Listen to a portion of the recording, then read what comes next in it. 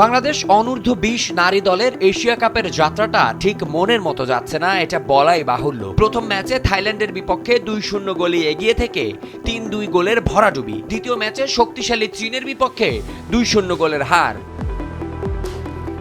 টুর্নামেন্টের শেষ গ্রুপ স্টেজের ম্যাচে এসে ফুটবল সমর্থকদের মনে হয়তো একটাই প্রশ্ন ঘুরপাক খাচ্ছে, আদেও কি বাংলাদেশের বিন্দুমাত্র সুযোগ আছে নকআউট স্টেজে নিজেদের জায়গা পাকা করে নেওয়ার? চলুন এই সমীকরণটাই মেলানোর চেষ্টা করি।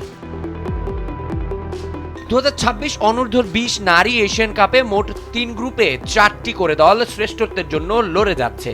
এর মধ্যে প্রত্যেক গ্রুপ থেকে সেরা 2 দল সরাসরি কোয়ার্টার ফাইনাল নিশ্চিত করবে, আর বাকি যেই 2 স্পট আছে সেটা নির্ধারিত হবে সেরা 2 তৃতীয় স্থান নির্ধারিত দলগুলোর মধ্যে।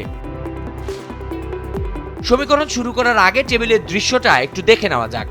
গ্রুপ এ তে প্রথম 2 ম্যাচ হেরে বাংলাদেশের গোল ব্যবধান -3, আর ভিয়েতনাম -6 গোল ব্যবধান নিয়ে আছে পয়েন্ট টেবিলের তলানিতে।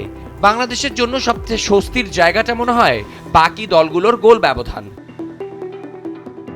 গ্রুপ বি তে উজবেকিস্তানের গোল ব্যবধান -8 আর জর্ডানের গোল ব্যবধান -9। দুজনের একজনও জিততে পারেনি একটি ম্যাচও। গ্রুপ সি তেও একই অবস্থা বলা যায়।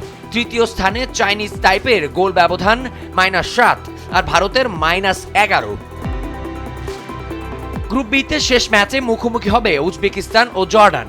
যে দল জিতবে তারা 3 পয়েন্ট পাবে এবং গোল ব্যবধানে উন্নতি করবে। তবে তাদের বর্তমান ব্যবধান এতটাই বেশি যে বাংলাদেশ যদি ভিয়েতনামকে কেবল 1-0 গোলের ব্যবধানে হারায়, তবুও বাংলাদেশ গ্রুপ বির সম্ভাব্য তৃতীয় দলের চেয়ে গোল ব্যবধানে অনেক এগিয়ে থাকবে। গ্রুপ সিতে শেষ ম্যাচে মুখোমুখি হবে চাইনিজ তাইপে এবং ভারত। এখানেও যদি কোনো দল জয়লাভ করে তবে তারা 3 পয়েন্ট নিয়ে তৃতীয় হবে। যদি চাইনিজ তাইপে ভারতকে 1-0 গোলের ব্যবধানে হারায় তবে তাদের গোল ব্যবধান হবে -4। অন্যদিকে বাংলাদেশ 1-0 গোলে জিতলে গোল ব্যবধান হবে -2। এক্ষেত্রেও বাংলাদেশ সুবিধাজনক অবস্থায় থাকবে।